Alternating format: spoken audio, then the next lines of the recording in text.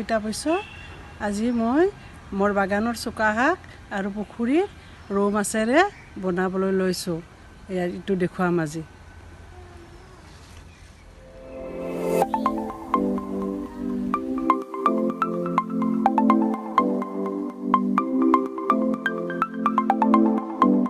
এতিয়া কি কি বস্তু লাগে বস্তুখিনি চাই লোৱা।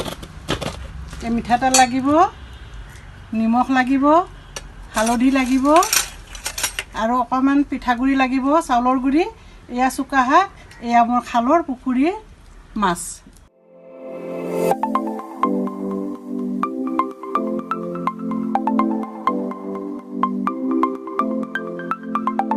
এয়া কেৰাহী গৰম হৈছে, এয়া তেল দিলোঁ।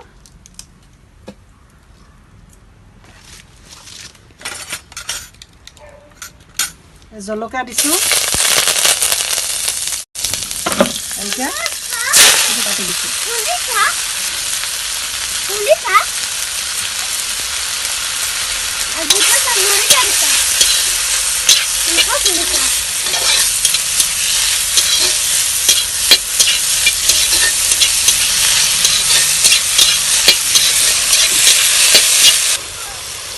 নিমখ দিলোঁ,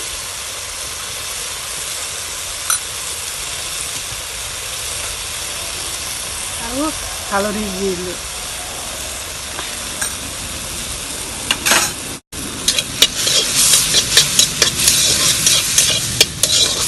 নিমখ হালধি দি অলপ 1 মিনিট লাৰিলেই হ'ল, বেছি নালাগে। চুকা শাকটো এনেই খুব কোমল, এনেকুৱাকৈ বস্তুটো গেলি যাব। তাৰপিছত পানী দিলেই হ'ল। এয়া পানী দিছোঁ।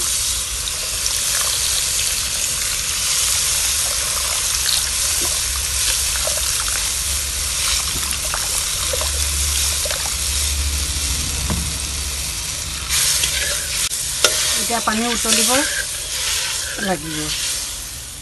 উতল আহিছে, এতিয়া মাছখিনি দি দিলোঁ।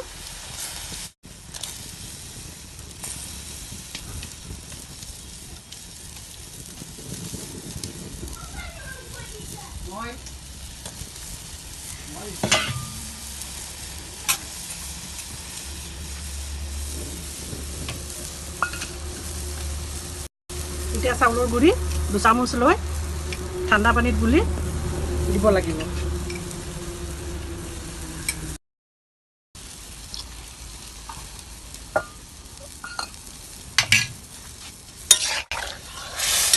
চাউলৰ গুড়ি নাথাকিলে ব্ৰিটেনিয়া বিস্কুট 2খন লৈ পিহনাত পিহি লৈ সেইখিনি ঠাণ্ডা পানীত গুলি লৈ দিলেও হয়।